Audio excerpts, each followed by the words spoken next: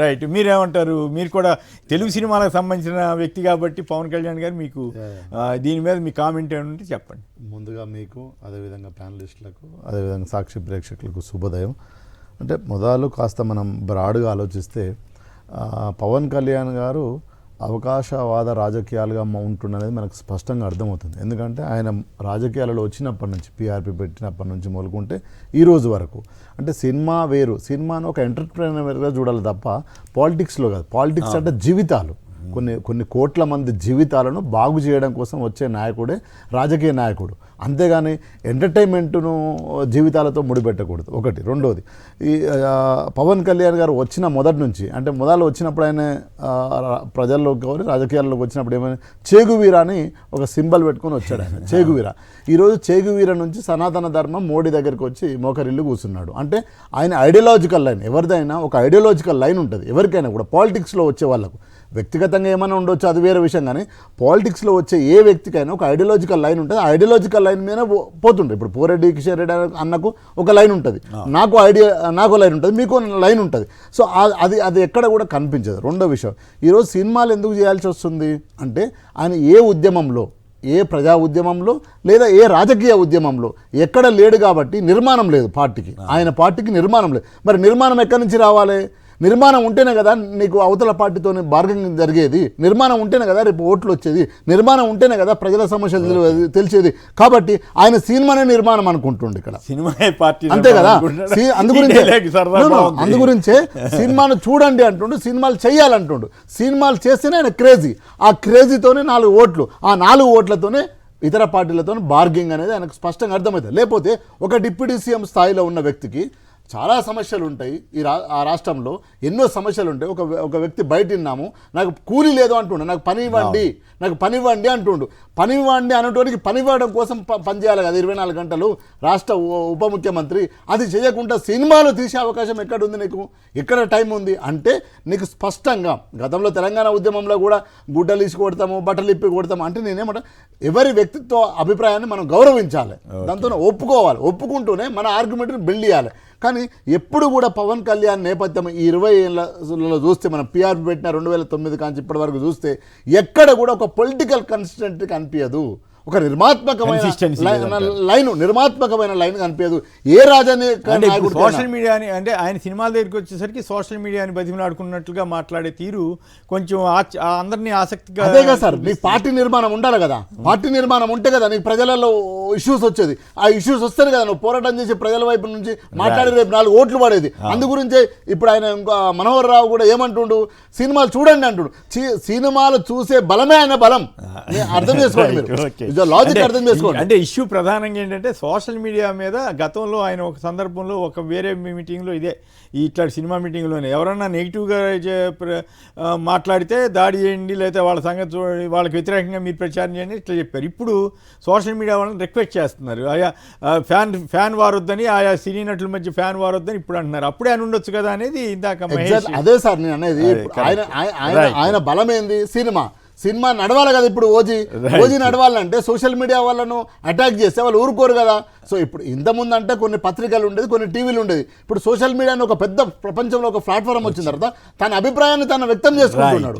అది 100 మందికో 20 మందికో 50 మందికో 4గురికో ఇన్ఫ్లుయెన్స్ చేస్తున్నాడు. ఆ ఇన్ఫ్లుయెన్స్ తనకు నష్టం జరుగుతుందని తనకు తెలుసు కాబట్టి రిక్వెస్ట్ చేస్తున్నాడు. కిషోర్ గారు మీరేమంటారు చెప్పండి. పవన్ కళ్యాణ్ గారు రాజకీయాల్ని సినిమాల్ని కలిపి నడుపుతాం, అట్లాగే ఇప్పుడు సోషల్ మీడియాని అప్పుడేమో ఘాటుగా మాట్లాడటం, ఇప్పుడు మొన్న ఏదో ఓజీ సినిమా కదా దానికి సంబంధించి ఆ మీటింగ్లో మాత్రం కొంచెం బేలగా మాట్లాడడం, మీరు ఎట్లా విశ్లేషిస్తారు? శ్రీనివాస్ గారు, ముందుగా మీకు, అట్లాగే మహేష్ గారికి, శ్రీనివాస్ గారికి, రవళి గారికి, మన సాక్షి ప్రేక్షకులందరికీ శుభోదయం అండి. శ్రీనివాస్ గారు, మీకు తెలుసు నేను తెలంగాణ రాష్ట్ర అధికార ప్రతినిధిని. మన ఇరు రాష్ట్రాల విషయంలో ఆంధ్ర విషయాలు మాట్లాడతాను. మీకు ఇంట్రెస్ట్ లేకపోతే, అభ్యంతరం లేకపోతేనే మాట్లాడండి. తెలుగు సినిమా 2 రాష్ట్రాలకు సంబంధించింది కాబట్టి మీకు ఇబ్బంది లేకపోతేనే మాట్లాడండి దయచేసి. అదే నేను 2 విషయాలు ప్రముఖంగా కనిపించాయి. ఒకటి ఏంటంటే వీరు రాజకీయాలు, దాని తర్వాత మూవీస్ మిక్స్ చేస్తున్నారని. కాకపోతే మన విషయం మీకు తెలిసిందే, ఎస్పెషల్లీ దక్షిణ భారతదేశంలో మీరు కింద చూసిన జయలలిత గారే కానీ, లేకపోతే ఈవెన్ కరుణానిధి గారే కానీ, ఎంజి రామచంద్రన్ గారే కానీ, వీరంతా సినిమా ఇండస్ట్రీ నుంచి వచ్చిన వారు. రజనీకాంత్ గారి ఇన్ఫ్లుయెన్సే కానీ, కమల్ హాసన్ గారు ఈ రోజు ఉన్నా కానీ, జోసెఫ్ విజయ్ అని చెప్పి ఇప్పుడు కొత్తగా తను వచ్చారు. వీరంతా కూడా సినిమా ఇండస్ట్రీ నుంచి సినిమా అండ్ పాలిటిక్స్ అనేది మనకు దగ్గర బాగా, ఎన్టీఆర్ గారే కానివ్వండి, అంతకుముందు చాలామంది మన దగ్గర నుంచి కూడా హీరోలుగా చేసిన వారు, హీరోయిన్లుగా చేసిన వారు, ఇప్పుడు జయసుధ గారు ఉన్నారు, అంతకుముందు జయప్రద గారు ఉన్నారు, నార్త్ ఇండియాలో వెళ్ళి కూడా రాజకీయాలు చేసిన వారు ఉన్నారు.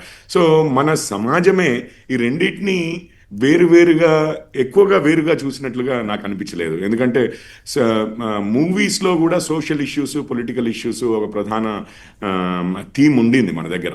అది ఒక పాయింట్ అండి. రెండోది ఏంటంటే, ఎవరు ఎప్పుడు చెప్పినా కానీ నేను అనుకోవడం అయితే, ప్రొఫెషనల్ లైఫ్కిను సోషల్ మీడియా ఉంది చూసారా, ఇప్పుడు ఫ్యాన్ వార్స్ అని అంటున్నారు. ఫ్యాన్ వార్స్ అనేది నేనైతే ఆహ్వానిస్తున్నాను. వారు చెప్పేది ఏ సమయంలో అన్నారు, మీరు దాని మీద అంతకుముందు ఎందుకు అనలేదు, ఇప్పుడు ఎందుకు అంటున్నారు, ఇట్లాంటివన్నీ మనం మాట్లాడొచ్చు. కానీ బట్ ఆ ఫ్యాన్ వార్సే కానివ్వండి, లేదా ఈవెన్ సోషల్ మీడియాలో పొలిటికల్ వార్స్ కూడా, ఒక్కొక్కరిని పర్సనల్గా ద్వేషించుకోవడము, ఇట్లాంటి వాటికి అందరము విక్టిమ్సే. ఎందుకంటే ఇంట్లో వాళ్ళని లాగడమే కానీ ఇట్లాంటివన్నీ చాలా వరకు జరుగుతూనే ఉన్నాయి. దాన్ని కూడా మీరు అనొచ్చు, అంతకుముందు చెప్పాల్సింది, లేకపోతే ఇంకొకసారి చెప్పాల్సింది, ఇదంతా ఉండింది. కానీ బట్ కాదు, అంతకుముందు చెప్పడం కాదు, అంతకుముందు దాడి చేయండి అన్నట్టుగా మాట్లాడాడు కదా. అదే ఈ రోజు వచ్చిన స్టేట్మెంట్ని మాత్రం నేను ఆహ్వానిస్తాను. ఇంకొకటి ఏంటంటే, ఇది శ్రీనివాస్ గారు ఒక ఇంపార్టెంట్ పాయింటే లేవనెత్తారు. అంటే 24/7, అంటే వారానికి 7 రోజులు, రోజుకి 24 గంటలు కూడా ఒక డిప్యూటీ చీఫ్ మినిస్టర్గా ఉన్న వ్యక్తి పాలిటిక్స్ మీదే దృష్టి పెట్టాలి కదా. ఎందుకంటే సమస్యలు మన ఈ దేశంలోనే కాదండి, అమెరికాలో అయినా కానీ ఉన్నాయి, లేకపోతే ఇంకెక్కడో ఇతర అభివృద్ధి చెందుతున్న దేశాలు కానివ్వండి, చాలా వెనుకబడ్డ దేశాలు కానివ్వండి, అంతటా ఉన్నాయి సమస్యలు. మన దేశంలో కూడా ఉన్నాయి, మన రాష్ట్రాల్లో కూడా ఉన్నాయి.